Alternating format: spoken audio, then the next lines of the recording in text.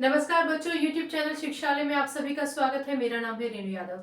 Class 9th atoms molecules of ions में आइए अब पढ़ते हैं डाल्टन्स एटॉमिक थ्योरी के बारे में, या फिर एटॉमिक थ्योरी ऑफ मैटर। इसको हम कहते हैं atomic theory of matter. Atomic theory of matter was given by Dalton in 1808। 1808 में इन्होंने अपनी थ्योरी दी थी। अब ये डाल्टन्स एटॉमिक थ्योरी या फिर atomic theory of matter given by Dalton या फिर डाल्टन्स पोस्टुलेट्स के नाम से जाना जा सकता है।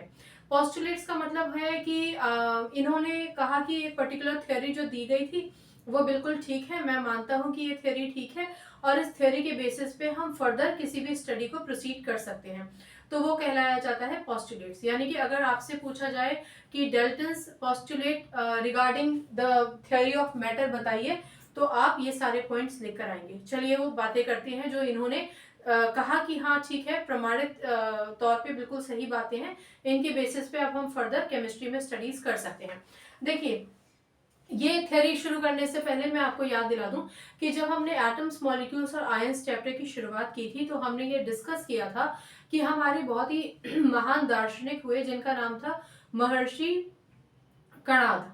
उन्होंने कहा कि जितना भी पदार्थ है वो सारा का सारा पदार्थ छोटे छोटे कणों से मिलकर बना है, जिन्हें हम कहते हैं परमाणु। उन्होंने कहा कि अगर आप किसी भी मेटल को स्टेट ऑफ मैटर्स, जो हम कहते हैं मैटर मतलब सॉलिड लिक्विड गैस, ठीक है, और इसके अलावा और भी मैटर अब आप पढ़ते हैं, तो ये जितने भी मैटर हैं ये छोटे छोटे पार्टिकल्स से मिलके बने हैं और उन पार्टिकल्स को हम एटम कहते हैं।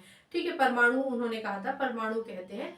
पदार्थ परमाणु से मिलकर बना है, यानी मैटर एटम से मिलकर बना है। और इस एटम को अगर आप तोड़ेंगे तो अल्टीमेटली एक इतना छोटा कण आ जाएगा जो फर्दर डिवाइड नहीं किया जा सकता, जिसको उन्होंने कहा कि एक छोटा सा कण यानी कि छोटा सा परमाणु यानी कि छोटा सा एक एटम।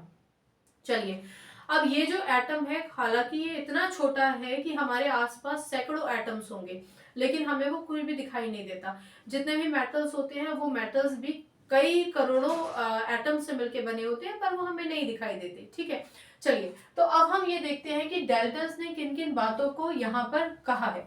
सबसे पहले तो इन्होंने कहा कि all matter is made up of small particles called atom. ये वही बात है कि जितने भी मैटर है यानी सॉलिड लिक्विड गैस जो कुछ भी है वो छोटे छोटे पार्टिकल्स से मिलके बना है, जिसे हम एटम्स कहते हैं। एटम्स महर्षि ने भी कहा था, महर्षि कणाद ने भी कहा था कि इंडिविजिबल होते हैं। इन्होंने भी यही कहा कि हाँ सच बात है, एटम्स को आप फर्दर डिवाइड नहीं कर सकते, यानी एटम जो है वो सबसे छोटी इकाई है जिसको आप और ज्यादा विभाजित नहीं कर सकते हैं। इसके अलावा डाल्टन ने क्या कहा? डाल्टन की थ्योरी कहती है कि atoms can neither be created not destroyed. आपको ध्यान होगा, आपने एक लॉ पढ़ा था, law of conservation of mass. Law of conservation of मास में हमने ये डिस्कस किया था कि आपके पास मान के चलिए एक सिचुएशन है जहां पर आपके पास कैल्शियम कार्बोनेट है 100 ग्राम। तो इस कैल्शियम कार्बोनेट को जब हमने हीट किया था तो हमें मिल गया था कैल्शियम ऑक्साइड और कार्बन डाइऑक्साइड गैस। हमने ये भी डिस्कस किया था कैल्शियम ऑक्साइड की मात्रा है 56 ग्राम, कार्बन डाइऑक्साइड की मात्रा है 44 ग्राम। इन दोनों को मिलाइएगा तो आपको मिल जाएगा 100 ग्राम। यानी अल्टीमेटली आपने कैल्शियम कार्बोनेट को हीट करने के बाद दो नए कंपाउंड्स बना दिए, यानी एक मैटर को आपने कन्वर्ट कर दिया। ना तो आप इसको, ना तो आपने ये कहीं से बनाया, ना ही ये कहीं से आपने डिस्ट्रॉय किया, लेकिन एक फॉर्म से दूसरे फॉर्म में कन्वर्ट कर दिया। मैं आपको ये भी बताना चाहूंगी कि अगर आप कैल्शियम ऑक्साइड और कार्बन डाइऑक्साइड को मिला दें अंडर सर्टेन केमिकल कंडीशंस, तो आप इन दोनों को मिला के वापस कैल्शियम कार्बोनेट को पा सकते हैं, क्योंकि ये रिवर्सिबल रिएक्शन होती है। हर रिएक्शन रिवर्सिबल नहीं होती है, लेकिन ये रिएक्शन रिवर्सिबल है, और ये एरो रिवर्सिबल का होता है, एक हाफ एरो इधर और एक हाफ एरो नीचे की तरफ। ठीक है ना? तो खैर ये इस थ्योरी से संबंधित नहीं है कि रिवर्सिबल का एरो क्या होता है, मैं आपको सिर्फ बताना चाहती हूँ कि अल्टीमेटली डाल्टन ने क्या कहा। डाल्टन ने कहा कि atoms can neither be created not destroyed but can be transform from one form to another. ठीक है, आप एक रूप से दूसरे रूप में उसको कन्वर्ट कर सकते हैं, उसको बना नहीं सकते, उसको डिस्ट्रॉय नहीं कर सकते हैं। यहाँ पर आपने ऐसा नहीं कि कहीं से बना दिया हो कैल्शियम ऑक्साइड या डिस्ट्रॉय कर दिया हो, आपने CaCO3 को हीट किया और वो कन्वर्ट हो गया, यानी ट्रांसफॉर्म हो गया CaCO3 CaO में और साथ ही साथ CO2 में। Is that clear? चलिए, तो ये law of conservation of mass ही है ये वाला point. Then atoms of various kinds, there are as many kinds of atoms and as many kinds of elements। इसका क्या मतलब हुआ? आज हम 118 एलिमेंट्स को पढ़ रहे हैं।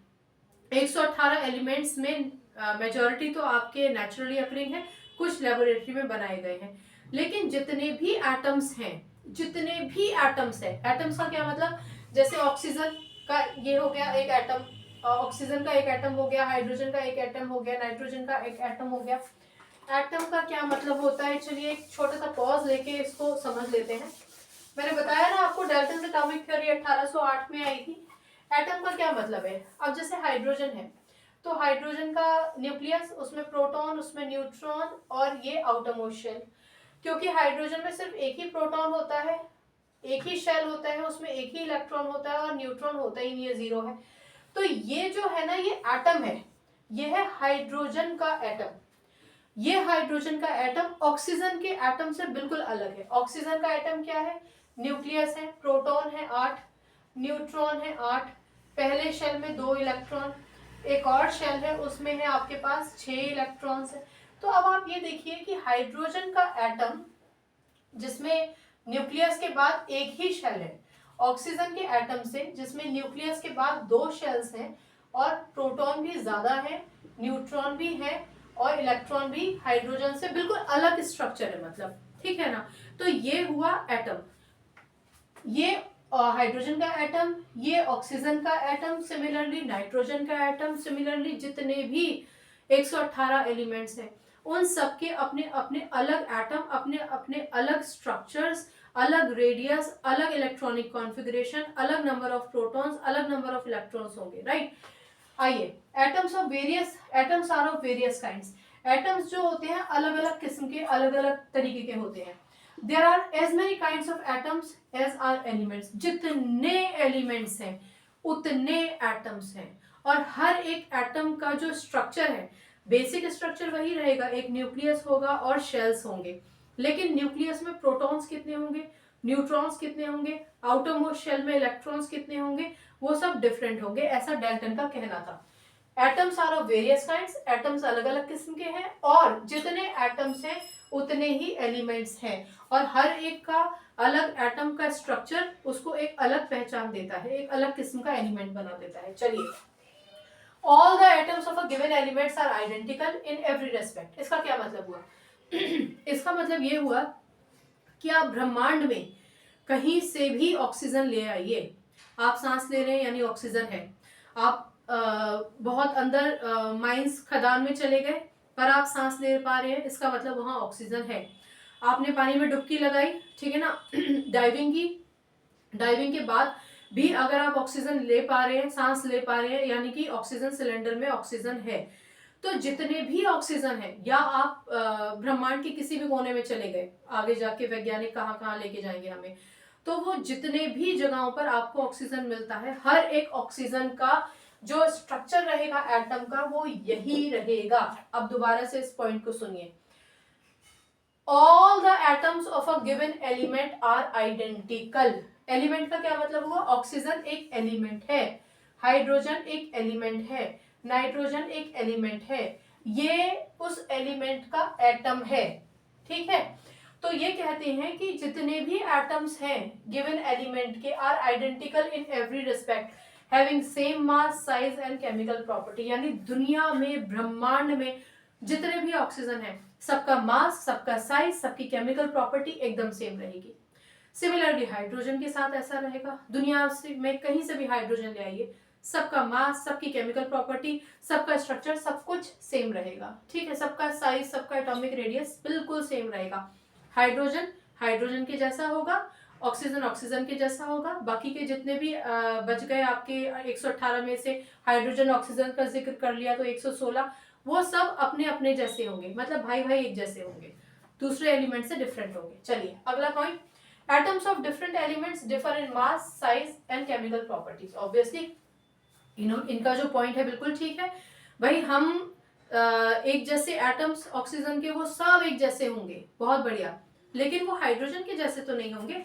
आपने एक यहाँ पर एग्जांपल देख भी लिया, इस हाइड्रोजन के पास न्यूक्लियस में एक ही प्रोटॉन था, न्यूट्रॉन है नहीं, और इलेक्ट्रॉन भी एक ही है, जबकि ऑक्सीजन के पास प्रोटॉन 8, न्यूट्रॉन 8, 2 शेल्स हैं, पहले शेल में 2 इलेक्ट्रॉन, दूसरे शेल में 6 इलेक्ट्रॉन। तो अब आप ही मुझे बताइए कि हो गया ना, डिफरेंट एलिमेंट्स के डिफरेंट एटॉमिक स्ट्रक्चर्स हो गए ना अपने आप ही, यही इन्होंने कहा था। Atoms of different elements differ in mass, size and chemical property. इनका मास, इनकी साइज और इनकी केमिकल प्रॉपर्टी एकदम अलग होगी, ठीक है ना, बिल्कुल अलग होगी, अलग तरीके से बिहेव करेंगे दूसरे एलिमेंट्स के साथ, क्योंकि इनकी केमिकल प्रॉपर्टीज अलग है। आगे बढ़ते हैं, chemical combination between 2 or more elements consist in joining of atoms of these elements to form a molecule of compound.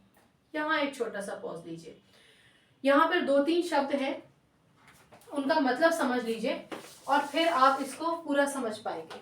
देखिए मॉलिक्यूल क्या होता है, मॉलिक्यूल समझिए।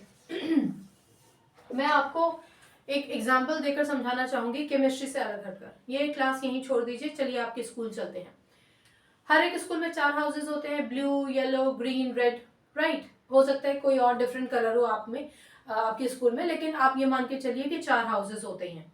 अब मान लीजिए कि एक हाउस के 2 स्टूडेंट्स मिलकर किसी दूसरे हाउस के स्टूडेंट से कंपटीशन कर रहे हैं। मैं फिर से रिपीट कर रही हूँ, आपका मान लीजिए ब्लू हाउस के 2 बच्चे मिल जाते हैं और कहते हैं हमारा रेड हाउस से कंपटीशन है। तो जब 2 एक ही हाउस के एलिमेंट्स आपस में जुड़ जाते हैं, ठीक है ना, तो वो कहलाया जाता है molecule of element. Molecule of element. Chemistry की नजर में हाइड्रोजन हाइड्रोजन से जुड़ गया तो H2 बना दिया, तो ये हो जाएगा मॉलिक्यूल ऑफ एलिमेंट। दूसरा होता है मॉलिक्यूल ऑफ कंपाउंड। कंपाउंड का क्या मतलब होता है, अब ब्लू हाउस वाले रेड हाउस वाले के साथ टीम बना लेंगे क्योंकि उनको दूसरे स्कूल में जाके कंपटीशन करना है। तो ब्लू हाउस एक अलग आइडेंटिटी है, एक अलग कलर है, उसने रेड हाउस के बच्चों के साथ एक ग्रुप बना लिया जिसकी एक अलग आइडेंटिटी थी, अलग नाम था, अलग प्रॉपर्टीज थी, ठीक है ना, उनका काम अलग था, आपको काम अलग डेजिग्नेट किया गया था। अब आप साथ में हैं तो आप क्या कहलाए जाएंगे, मॉलिक्यूल ऑफ कंपाउंड। बहुत सिंपल शब्दों में समझा देती हूँ, आप केमिस्ट्री की भाषा में सुनिए। केमिस्ट्री की भाषा में एक हाइड्रोजन एक और हाइड्रोजन एक ऑक्सीजन से मिल जाते हैं और बना लेते हैं H2O, यानी कि वाटर। H2O मतलब वाटर। अब आप इसको समझिए, केमिकल कॉम्बिनेशन, केमिकल कॉम्बिनेशन, ये केमिकली कंबाइन किए ना बिटवीन 2 और मोर एलिमेंट्स, ये एक एलिमेंट और ये बिल्कुल different element, consist in the joining, वो मैंने बिटा दिया है, in the joining of atoms of these elements to form molecule of compound. तो ये जो बन गया है ना, ये बन गया है मॉलिक्यूल ऑफ कंपाउंड। एक और एग्जांपल समझिए, ये तो आपका H2O था। सिमिलरली मैं इसको हटा देती हूँ, किसी काम का नहीं है। अब हमारे जैसे कि हाइड्रोजन ऑक्सीजन से कंबाइन करके H2O बना देते हैं, सिमिलरली हाइड्रोजन नाइट्रोजन से कंबाइन करके NH3 बना देता है, जिसे आप अमोनिया कहते हैं, ठीक है ना।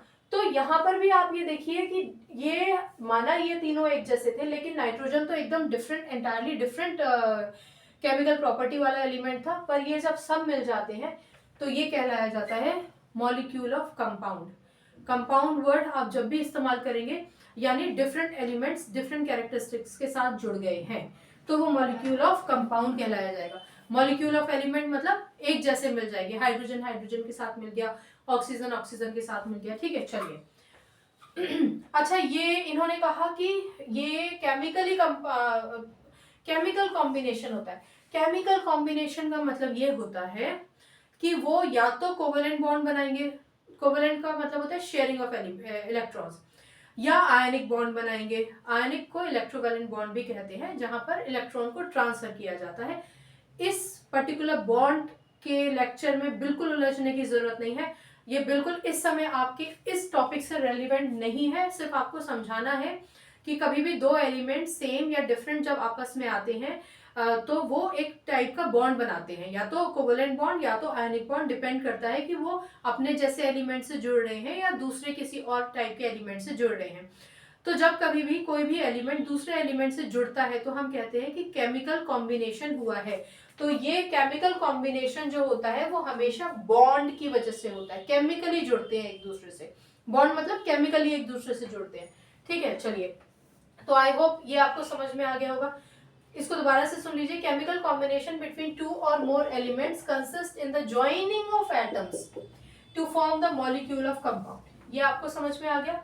Number and kind of atoms in a given compound is fixed. ये है लॉ ऑफ कांस्टेंट प्रोपोर्शन। यानी अगर कोई भी दो एटम्स आपस में मिलते हैं या नंबर ऑफ एटम्स ज्यादा भी हैं तो वो मिल रहे हैं, तो उनका रेशियो फिक्स्ड होता है। जैसे कि हमने पढ़ा था वाटर में हाइड्रोजन और ऑक्सीजन का जो रेशियो था वो 1:8 था। अमोनिया में नाइट्रोजन और हाइड्रोजन का रेशियो जो था वो 14:3 था। यानी अब आप कहीं से भी दुनिया में कोई भी वाटर ले आइए या फिर NH3 ले आइए, वहां पर जो रेशियो है हाइड्रोजन ऑक्सीजन के बीच का रेशियो वाटर के केस में 1:8 रहेगा। NH3 के केस में, NH3 मतलब अमोनिया के केस में नाइट्रोजन और हाइड्रोजन का जो रेशियो है वो 14:3 रहेगा। ठीक है ना। जिन बच्चों को ये डाउट है 1:8 कैसे है, प्लीज एक बार आप लॉ ऑफ कांस्टेंट प्रोपोर्शन देख लीजिए तो बेटर तरीके से समझ में आएगा। ठीक है, अब आ जाइए इस पॉइंट पर। इन्होंने क्या कहा, number and kind of atoms in a given compound is fixed. यानी टोटल नंबर ऑफ एटम्स और कितने दूसरे एटम्स कितने होंगे वो सब कुछ फिक्स्ड है और फिक्स्ड रेशियो में है। ठीक है चलिए, तो ये आपका फिक्स्ड वाला क्या हो गया, लॉ ऑफ कांस्टेंट प्रोपोर्शन जो आप पढ़ के आए हैं। आगे बढ़ते हैं। During chemical combination atoms of different elements combine in small whole number to form compound. ये तो बहुत ही आसान है। अब आप खुद ही देख रहे हैं 1:8, 14:3। हमने कोई फ्रैक्शन में तो नहीं लिया ना नंबर, होल नंबर्स में है ना, कोई फ्रैक्शन में नहीं लिया है। यही ये कहना चाह रहे हैं कि अगर कभी केमिकल कॉम्बिनेशन होता है, यानी दो एलिमेंट्स केमिकली कंबाइन करते हैं, वही बॉन्ड बना के कंबाइन करते हैं, तो जो एटम्स होते हैं अलग अलग एलिमेंट्स के, जो एटम्स होते हैं अलग अलग एलिमेंट्स के, जब वो कंबाइन करते हैं तो होल नंबर में कंबाइन करते हैं टू फॉर्म अ कंपाउंड। ठीक है, last point, atoms of same elements can combine in more than one ratio two form more than one compound. ये बहुत आसान है, समझा देती हूँ। अब यहाँ पर देखिए, हाइड्रोजन है, इसने ऑक्सीजन के साथ कंबाइन किया तो हाइड्रोजन ऑक्सीजन का रेशियो हो गया 1:8। यही सेम हाइड्रोजन, मतलब ये वाला नहीं, ब्रह्मांड में कितना सारा हाइड्रोजन है, सबका सेम स्ट्रक्चर है ना। यही हाइड्रोजन यानी जिसकी सेम हाइड्रोजन एक जैसी प्रॉपर्टी होती है, जब वो नाइट्रोजन के साथ कंबाइन करेगा तो यहाँ पर हाइड्रोजन जो है वो 3 है एज कंपेयर टू 14, मतलब 14:3 के रेशियो में। यानी यहाँ हाइड्रोजन का जो रेशियो अगर आप काउंट करेंगे तो 1 है अगेंस्ट ऑक्सीजन जो 8 का रहेगा, यहाँ पर 3 है अगेंस्ट नाइट्रोजन जो 14 रहेगा। ठीक है ना, 14:3। अब आप इस पॉइंट को देखिए, atoms of same elements, same element का मतलब जैसे हाइड्रोजन और यहाँ भी हाइड्रोजन था, ये एटम हो गया same elements, can combine in more than one ratio. वो एक रेशियो से ज्यादा कंबाइन कर सकते हैं to form more than one compound, अलग अलग तरीके के कंपाउंड बनाने के लिए। यहाँ इसका एक और मतलब भी है। अब जैसे कि H2O है, ठीक है मान के चलिए आप, नाइट्रोजन है, नाइट्रोजन NO2 भी बनाता है, N2O5 भी बनाता है। ठीक है ना, अलग अलग तरीके के कंपाउंड्स बनाएगा। तो जब आप रेशो निकालेंगे तो रेशो इसमें डिफरेंट हो जाएगा। आप देख रहे हैं यहाँ पे नाइट्रोजन 1 है, यहाँ पर 2 है, ऑक्सीजन 2 है, यहाँ पर ऑक्सीजन 5 है। ठीक है ना, तो the atoms of same elements can combine in more than one ratio two form more than one compound. अलग अलग कंपाउंड्स, ज्यादा कंपाउंड्स बनाने के लिए वो डिफरेंट एलिमेंट्स के साथ कंबाइन कर सकते हैं डिफरेंट रेशियो में, इसमें कोई हर्ज नहीं है। ठीक है, तो ये सारे के सारे हैं आपके डेल्टन्स एटॉमिक थ्योरी, ठीक है ना, या फिर डेल्टन्स थ्योरी ऑफ मैटर, या फिर डेल्टन्स पोस्टुलेट्स, ठीक है, रिगार्डिंग द एटॉमिक थ्योरी। ये सारे के सारे पॉइंट्स आपको आई थिंक समझ में आ गए होंगे। अगर आपको समझ में नहीं आते हैं, कोई कंफ्यूजन है तो जरूर पूछिए, आप पूछेंगे नहीं तो पता नहीं चलेगा। या फिर अगर आपकी किताब में कोई और पॉइंट लिखा है किसी और भाषा में, पॉइंट सारे यही हैं, कोई और भाषा में पॉइंट लिखा हुआ है जो आपको लगता है कि समझ में नहीं आ रहा तो पूछिए। टीचर से पूछेंगे तो टीचर बहुत ही खुशी के साथ आपको बताएंगे भी। मैं ही नहीं, सारे टीचर्स ऐसा मानते हैं कि स्टूडेंट डाउट पूछे तो हम उसको बताएं और उसको समझा दें। डाउट दिमाग में रखेंगे तो केमिस्ट्री भयंकर लगेगी, डाउट पूछेंगे तो केमिस्ट्री बहुत प्यारा सब्जेक्ट लगेगा और है भी प्यारा सब्जेक्ट। ठीक है, तो आज हमने डाल्टन्स एटॉमिक थ्योरी के पोस्टुलेट्स पढ़ लिए हैं, यानी उनके अजम्पशंस या वो जो मानते थे, उस थ्योरी में बिलीव करते थे, जो भी पॉइंट्स में बिलीव करते थे वो हमने सब डिस्कस कर लिए हैं। ठीक है, इसके अलावा अगर आपको कोई डाउट है तो आप पूछिए, मैं ऑलरेडी बता चुकी हूँ। बाकी केमिस्ट्री से अपनी केमिस्ट्री अच्छी बनाइए, शिक्षा ले आइए। एक और चीज़ है, आपका टाइम बचा रहे तो कंटेंट आपको एकदम टाइम में अच्छी तरीके से मिल जाए। तो अगर आपको स्पीड थोड़ी ज़्यादा लगती है तो एक यूट्यूब में सेटिंग होती है ना, आप स्लो करके भी सुन सकते हैं, और फिर भी समझ में नहीं आए तो आप पूछ तो सकते ही हैं। चलिए, केमिस्ट्री से अपनी केमिस्ट्री अच्छी बनाइए, शिक्षा ले आइए, अपना ख्याल रखिए, खुश रहिए, अच्छा सोचिए, ऊंचा सोचिए, सकारात्मक रहिए। नमस्कार।